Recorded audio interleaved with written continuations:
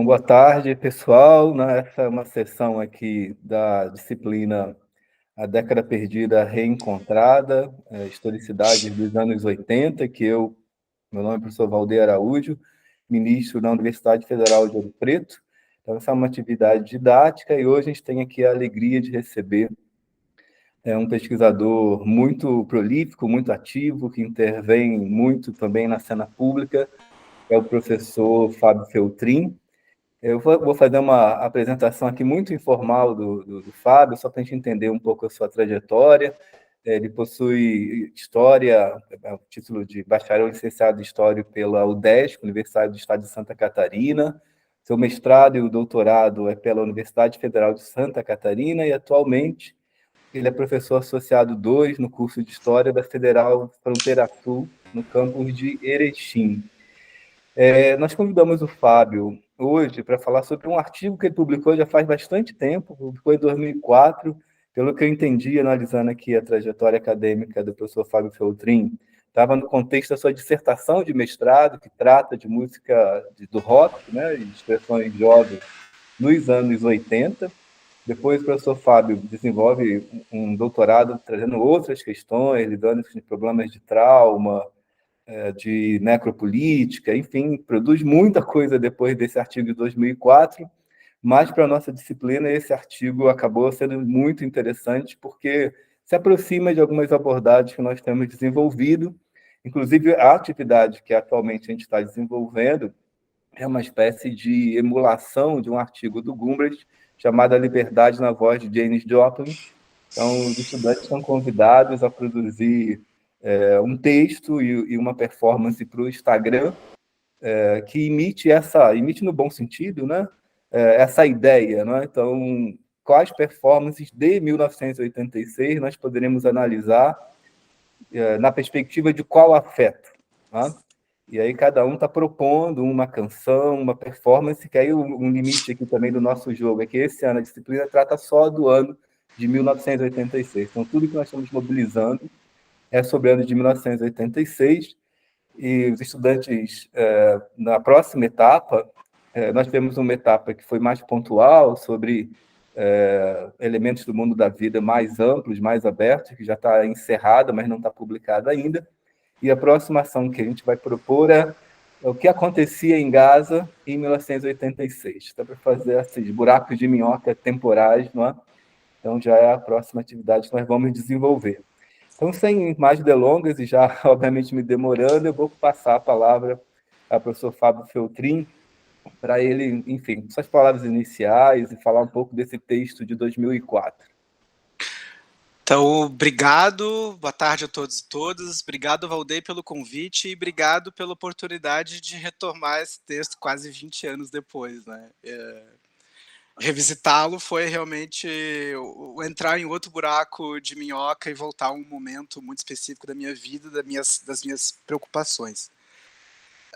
Eu quero só fazer 2 ou 3 notas introdutórias sobre isso e situar um pouquinho as pessoas que estão aqui, que estão nos ouvindo. A primeira é que eu não estudo mais isso hoje, né? Isso faz parte do contexto do meu TCC e da minha dissertação de mestrado. O projeto tem 20 anos já, um pouco mais, inclusive. E a outra é contar um pouquinho para você. Eu estou estudando hoje, como o Valdeir disse, questões de racismo de estados, genocídios, memoricídios e as relações entre trauma e história. Essa é a minha pesquisa hoje no CNPq e os modos de elaboração pública sobre isso, conectado muito com literatura e artes plásticas. De algum modo, mantenho uma linha vinculada aos estudos culturais, história cultural, que foi o que me formou ali no finalzinho dos anos 90. Um outro aspecto é dizer por que eu parei de trabalhar com isso. Isso eu acho importante, ainda mais que são alunos de graduação. Eu encontrei o Marcos Napolitano faz um pouco mais de um mês em Curitiba, para um evento que a gente foi. E aí eu conversando, eu disse para ele que o quanto o trabalho dele tinha sido importante para eu pensar as relações entre o rock, a história e a abertura política nos anos 90, embora o trabalho dele fosse muito vinculado à ditadura, fosse vinculado a um outro momento específico da história do Brasil. E eu contei para ele por que eu não estava mais trabalhando com isso, e curiosamente ele disse que era o mesmo motivo que ele. O primeiro é que a gente não é musicólogo, e isso é uma questão fundamental para quem trabalha com canção, porque a canção tem essa duplicidade, letra e a sonoridade. A gente talvez consiga produzir uma elaboração mais sofisticada com relação à letra, à poética desse texto, mas a sonoridade exige uma formação musical que, embora a gente possa ter sei lá, um ouvido melhor, falha alguma coisa. E um outro aspecto é que ninguém levava isso muito a sério, e o Marcos Napolitano falou justamente isso, né? Lembre-se, a gente está falando disso em 2003, 2004, 2005, assim, quase pré-internet isso. E o quanto ele, eu lembro de ter ouvido várias vezes de professores, de colegas, que isso não era história, que isso não era sério, porque isso era diversão. Eu acho que quem lê o texto pode entender um pouco, inclusive, que tem a ver, porque de diversão também ela pode ser política. Então, só para situar vocês disso, e aí eu me arrependo, Valdei, de não ter tido a coragem de levar isso à frente em algum momento, porque a ideia inicial do primeiro formato de tese de doutorado era comparar o rock brasileiro e o rock argentino desse momento, porque existe um conjunto de proximidades. Inclusive saiu recentemente um livro de um sociólogo argentino comparando o Frederico Moura, que foi vocalista da banda Vírus, com o Cazuza. Então, assim, tinha e tem palco para a gente pensar uma série de questões. Bom, dito isso, eu quero retomar o TCC, que felizmente não está publicado em nenhum lugar. Tudo bem, a gente tem que ser justo com o momento que a gente escreve, mas também as vaidades às vezes nos impedem de retornar com alguma tranquilidade esses textos. E o nome do TCC era O Futuro Não É Mais Como Era Antigamente, que é uma estrofe de uma música da Legião Urbana, Índios, que eu pensei justamente para desenvolver o argumento. E como é que eu chego nisso? Eu era e sou um ouvinte assíduo das bandas dos anos 80, eu ainda hoje gosto do The Cure, eu ainda ouço The Smiths, volta e meia eu ouço Legião Urbana ainda, por mais adolescente que isso possa parecer, e eu lembro de conversar, e aí eu muito formado nos estudos culturais, na história cultural, o DESC era atravessada por essas questões no final dos anos 90, início dos anos 2000, e o quanto a gente estava nessa onda dos novos objetos, dos novos temas, e duas coisas me incomodavam. A primeira é que ninguém tratava de música, ninguém tratava de canção, e tem um aspecto central, enfim, das nossas existências, é a nossa relação com as musicalidades, né? E a outra é que eu ouvia repetidamente que era uma década perdida, que era uma década de gente alienada. Ferreira Goulart falava isso constantemente, você ouvia isso de professores mais velhos, que era uma geração perdida. Tanto que depois, curioso o subtítulo da disciplina, porque a dissertação ela se chama Canções de um Fim de Século, História, Música e Comportamento na Década Encontrada. Saiu com esse título. Então, e aí eu tive pelo menos uns 2, 3 professores que me incentivaram bastante a seguir, e aí eu esbarrei num outro problema. Não tinha ninguém que tinha escrito sobre isso ainda, nem em termos de canção nos anos 80, tampouco de pensar essa geração e pensar a abertura política a partir de uma outra chave. E aí o Valdei recentemente fez uma fala num grupo do professor Durval, e aí eu te ouvindo, Valdei, foi muito curioso, porque você já tinha feito o convite, porque você viveu uma outra geração, você viveu uma geração muito vinculada ao marxismo, você viveu uma geração vinculada a uma reabertura de horizonte de expectativas, e, claro, depois o muro cai em 89, como você disse, mas e aí o argumento do texto, de um outro texto que eu escrevi também, que deve sair agora, e da própria dissertação, é que havia uma heterocronia nesse momento. Especialmente, isso é muito comum em muitos momentos, mas esse momento em específico, a gente pode ver uma multiplicidade temporal, e aí os conceitos de juventudes e de geração foram fundamentais para eu não cair numa tentativa de homogeneização desse momento. Não cair, tanto que eu tenho muito cuidado em falar juventude identificada com os signos do rock e tudo mais. E aí a percepção que eu tive lendo os anos 80 foi justamente essa. A ideia do Eder Sader, de algo uma represa que rompeu, e aí novos movimentos sociais, um otimismo muito grande com esse momento de abertura do Brasil, ao mesmo tempo que você tem esses filhos da Revolução, como vai dizer o Renato Russo, que estão numa outra chave. E é justamente o rock nacional que vai, de algum modo, capitanear justamente por ser polissêmico e agrupar também diversos gêneros, o que a gente vai pensar é um dispositivo produtor de subjetividades outras, ligadas a um tipo de juventude e que de algum modo anunciam um sintoma de uma crise temporal.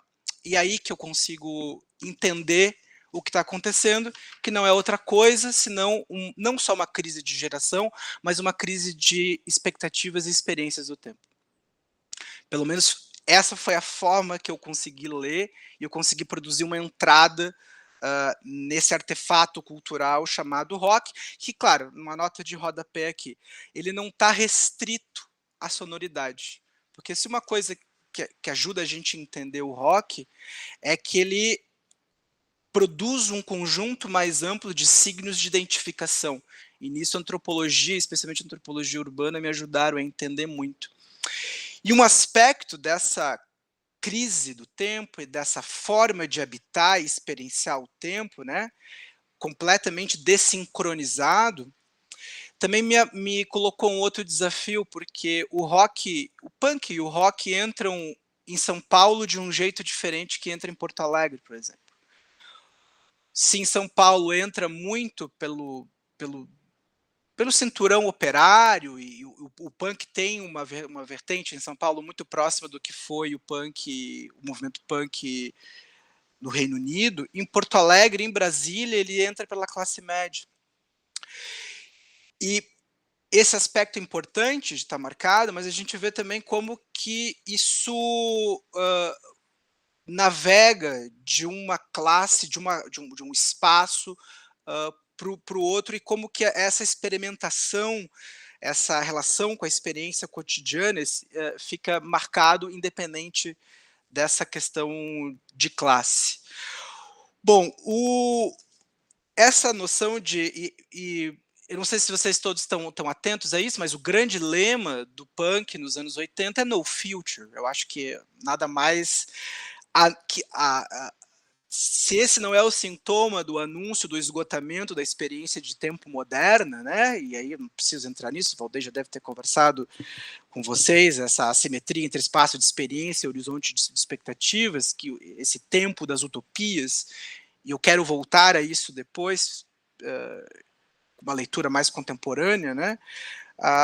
O que a gente vai perceber nos anos 80 é uma desvinculação com o passado e com qualquer referência, afinal a gente está saindo de uma ditadura militar, e um futuro que se torna absolutamente indeterminado. E eu quero entrar quero conversar com vocês com esses sintomas de indeterminação, mas antes, um ponto a mais com relação a por que o rock vai ser um pouco a expressão disso. É preciso lembrar também que o início dos anos 80 marca uma crise do mercado fonográfico brasileiro. Você tem já grandes artistas dos anos 70, que são muito caros, e com toda uma crise também econômica, 82 é um ano, tem uma crise econômica muito forte, o rock começa a aparecer como uma alternativa a essas. Pensem na Blitz, que estoura em 82 na Rádio Fluminense. É tão impactante o fenômeno fonográfico do rock, nesse momento do Blitz, que eles assinam um contrato muito rapidamente e fazem não um long player, esqueci o nome, é um mini player, que era muito comum nos anos 80, ele tem só uma música. Porque compacto, chamava compacto. Compacto, isso. E isso vende que nem água. Aliás, durante muito tempo, para vocês terem uma ideia, a Legião Urbana seguia vendendo, mesmo depois da morte do Renato, seguia vendendo uma vendagem alta, assim, só comparada aos Beatles no Brasil. Claro, hoje em dia isso, com a redimensão do mercado fonográfico, isso mudou. Eu quero pegar com vocês duas canções, eu não sei se está nesse texto, eu estou me seguindo por um outro que está mais complexo, eu vou também trazer algumas dimensões para vocês. Uma é uma música do RPM, que é talvez um dos primeiros sucessos dos anos 80, e se eu não estou enganado, o disco deles é de 86, aliás, 86 é o ano, assim, eu acho, o Valdeir muito preciso nisso, 86 é o ano em que todos esses sintomas ficam muito evidentes, né, dessa morte mesmo, de qualquer dimensão de futuro e de desconexão com o passado. A música eu vou ler só um trechinho assim, ó. O nome é Estação do Inferno do RPM. Luz e velas nos castiçais iluminam tempos atrás. O passado é uma prisão, seu retrato acusação. Outro inverno, que esse aqui agora é o refrão. Outro inverno gela o meu coração. Nesse inferno é sempre a mesma estação.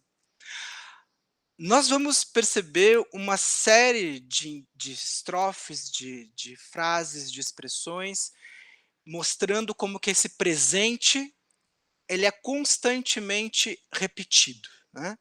E aí a outra canção, que para mim é uma das mais sintomáticas desse momento, que é Alvorada Voraz. Eu acho, o próprio nome eu acho que já anuncia todo esse pavor que os anos 80, que essa juventude identificada com o rock dos anos 80 vislumbrava no final do século. Na virada do século, alvorada voraz, nos aguardam exércitos que nos guardam da paz. Que paz! E olha só, a face do mal, um grito de horror, um fato normal, um êxtase de dor e medo de tudo, medo da vida assim engatilhado. E aí o final. Nesse mundo assim, vendo o meu filme passar, assistindo ao fim, vendo o meu tempo passar. Essa também, a Legião tem uma música sobre tédio. Biquíni Cavadão também tem uma música sobre tédio. Também são outros, um conjunto mais amplo de sinais que nós temos, dando a entender que a gente tem uma aceleração ainda mais intensa do tempo, e depois eu quero falar sobre isso, especialmente na música Tempo Perdido, da Legião Urbana, mas também um presente que não passa. E eu daí não sei se depois o Valdeir quer pensar um pouco isso à luz da noção de atualismo, porque me parece que esse processo, essas estruturas de repetição se dão justamente nesse presente eterno. E claro, sem o Valdeir falou isso no áudio para mim, assim, Valdeir me corrija se eu estiver errado, mas o texto do François Hartog é de 2003 em francês, só vai sair em 2013 ou 14 no Brasil, né? E, salvo engano, posso estar errado. Acho que ele é um texto de 2004, na verdade. 2004? A publicação dele em francês é 2004. Então, na minha opinião, você lançou o conceito de presentismo. O conceito de presentismo, antes do... Porque a palavra presentismo já aparece no meu TCC, que é de 2002, 2003, né? Então, E eu vou tentar elaborar isso aí sem nenhuma referência mesmo, pensar essas marcas da experiência cotidiana, o esgotamento dessa, que eu chamei de energia utópica, que movimentava os grupos sociais e as sociedades em direção ao futuro, onde as realizações iriam trazer o paraíso terrestre e tal. E é muito engraçado porque tem uma outra canção da Legião Urbana que se chama Mais do Mesmo, que talvez seja a mais sintomática disso, né? Que em vez de luz, tem tiroteio no fim do túnel. E aí me parece que é um outro aspecto que eu trabalho nesse texto que vocês leram, que assim, não só é o sintoma do esgotamento de uma perspectiva de futuro, não só é o sintoma de uma outra forma de lidar com a experiência do tempo, que aí a gente chamei de presentista, a minha orientadora queria que eu chamasse de presenteísta em TCC. Mas também é o que fazer com isso, que é um pouco o final da minha dissertação, também aqui aparece de algum modo nesse texto, e aí eu vou buscar no Me Chama Fesoli, eu entendo todos os problemas que ele tem, esse otimismo desenfreado com o que ele chama de pós-modernidade, eu não assumo isso para mim. O que eu pensei com o Me Chama Fesoli foram dois conceitos fundamentais. A ideia de proximia, ou seja, como que esses reagenciamentos e essa forma de lidar com o que se tem, né, é isso, né? A pergunta até quando esperar da plebe rude é isso, não tem mais o que esperar. E aí nessa perspectiva de uma aceleração muito forte do tempo. E outra que esses grupos punk, esses grupos rock, essas organizações juvenis, eu estava chamando de tribo urbana. E um professor me deu, lê isso aqui, que é o Tempo das Tribos, do Michel Fesoli. E ali ele vai desenvolver, na luz da sociologia política, esse novo agenciamento político, que é um pouco o que o Renato Russo está falando numa entrevista, acho que eu cito nesse texto, que são modos outros de se pensar e de se fazer política. Então, é pensar o aqui e agora e o que fazer com isso, né?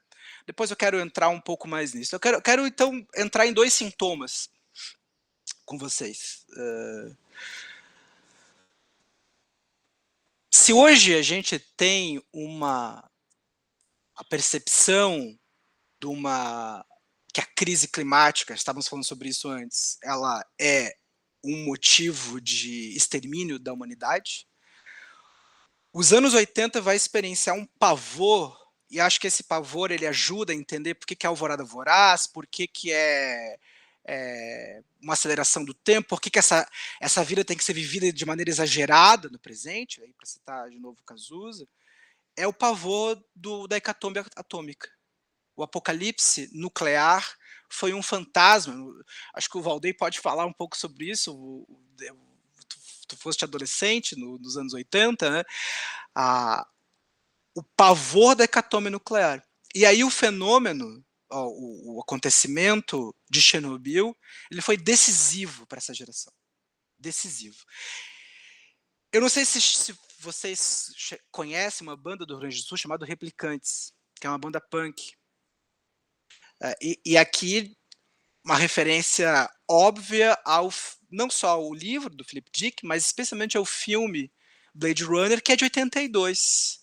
E já ali, um conjunto, especialmente a estética da personagem da Daryl Hannah, eu esqueci o nome dela agora, Price, acho que é assim, ela sai do lixo com uma estética super Robert Smith do The Cure, ou seja, eu acho que ali é uma expressão visual muito próxima do que essa estética pós-punk, punk, dark dos anos 80, que atravessa todas essas, boa parte dessas bandas está dizendo sobre o presente, sobre o cotidiano. E um outro aspecto, a grande questão dos Replicantes era sua vida finita, ou a percepção da finitude, né?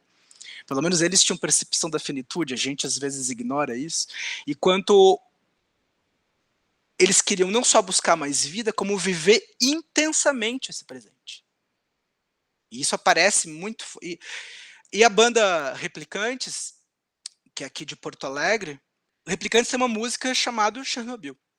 Ela começa com uma sirene, é uma música tipicamente punk, acelerada, fala Kowalski, Kowalski, Kowalski, Chernobyl não foi suficiente, será preciso um acidente em Angra, né? E Angra dos Reis, onde tem as duas usinas, e lembrando que o próprio Legião Urbana tem uma música chamada Angra dos Reis, que é uma música muito bonita, muito triste, muito melancólica, que é quando as estrelas começarem a cair, me diz para onde é que a gente vai fugir, né? E eu quero ler com vocês, e aí sendo de novo injusto comigo, com esse texto que vocês leram, eu quero ler um trechinho do Vozes de Chernobyl, da Alexandra Alexievich, sobre a percepção da mutação temporal que a catástrofe de Chernobyl possibilitou. Assim. Na noite do dia 26 de abril de 86, era apenas uma noite, em apenas uma noite, nos deslocamos para um outro lugar da história. Demos um salto para uma nova realidade, para uma realidade que está acima do nosso saber, acima da nossa imaginação. Rompeu-se o fio do tempo. O passado de súbito surgiu impotente. Não havia nada nele que não pudéssemos nos apoiar. No arquivo onipotente da humanidade, não encontramos a chave para abrir essa porta. Acho que essa é uma boa expressão do que foi os anos 80 e, de algum modo, do que o rock estava anunciando como sintoma. E o rock aqui, né, gente, não só no Brasil, mas na Argentina, no Chile, nos Estados Unidos, da Inglaterra, sobretudo, mas também na França, tem uma banda chamada Indochina, que já está falando em cotidiano, em sexualidade. Então, tinha muitos festivais de rock na Estônia. Então, assim, tudo isso que a gente chama de mundo ocidental nos anos 80, o rock vai ser uma expressão da sintomatologia do esgotamento de uma determinada experiência e abertura de um outro completamente novo, que acho que depois o colapso da União Soviética vai mostrar o quanto esses sintomas eram de algum modo precisos. E aí o nome do disco do Replicantes é o Futuro é Vortex. Eu tento elaborar isso. Futuro é essa indeterminação, futuro é essa impossibilidade de qualquer planejamento que a racionalidade iluminista e moderna havia pensado. Né? Um outro sintoma que não está nesse texto, mas eu tento pensar na dissertação, que é a AIDS. A AIDS, é importante lembrar que o final dos anos 70, início dos anos 80, é também um momento de profunda experimentação sexual. De profunda experimentação com o corpo, de profunda produção de liberdade. É muito impressionante a gente coletar os depoimentos das pessoas em São Paulo e em Nova York, na região do Village, que eram as pessoas experienciando ao máximo e coletivamente o sexo. E aí a AIDS surge como uma verdadeira hecatombe, não só no movimento gay, não só com o exercício do prazer, mas ela vai ser, para mim, o sintoma próprio da morte. Da morte dos anos 80, da morte do século XX, né? Aliás, não sei se vocês estão cientes de um meme que rolou um tempo atrás, que era mais ou menos assim: a década começa ou termina quando o Hobsbawm disser que ela acaba ou termina. Né? Porque eu pego justamente um trecho do Era dos Extremos, em que o Hobsbawm vai dizer que, à medida que a década de 80 passava para a década de 90, foi ficando evidente que a crise mundial não era geral apenas no sentido econômico. Isso é o Hobsbawm falando. Mas também político, social e moral. O colapso dos regimes comunistas não apenas produziu uma enorme zona de incerteza política, instabilidade, caos e guerra civil, como também destruiu o sistema internacional que lhe dava estabilidade. Enfim, ele continua a citação. E a AIDS e aí eu lendo junto com a Susan Sontag, é uma metáfora dessa morte. e que foi tematizada pelo rock, afinal, não só o Frederico Moura, depois procurem o cantor do Vírus, que também morreu vítima das consequências da AIDS, mas Cazuza canta O Meu Prazer Agora é Risco de Vida. O disco Ideologia, que é de 88, ele está todo atravessado. Cazuza diz, eu não tenho tempo a perder. E muitas das falas das pessoas que conseguiram coletar depoimento das pessoas que desenvolveram a síndrome nos anos 80, era isso, eu não tenho tempo a perder. Só para vocês e aí entender como que a AIDS também é um sintoma dessa impossibilidade de futuro, em última instância, né? Meu prazer agora é risco de vida. Meu sex and drive não tem nenhum rock and roll. Eu vou pagar a conta do analista para nunca mais ter que saber quem eu sou, para nunca mais ter que saber quem eu sou. E Léo Jaime tem música sobre AIDS, bom, pelo menos se os heróis do Cazuza morreram de overdose, os meus morreram de AIDS, né? O Foucault morre em 84, Cazuza morre em 90, Renato Russo em 96, e eu lembro até hoje do dia que ele morreu, eu tinha 15 anos, o tom de velório que era o colégio.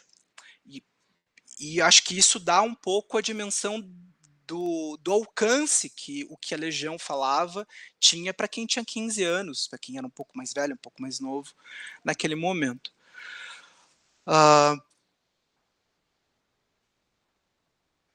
Para abrir para vocês também, eu quero encaminhar com duas conclusões, dois fechamentos, na verdade, né? Não são conclusões.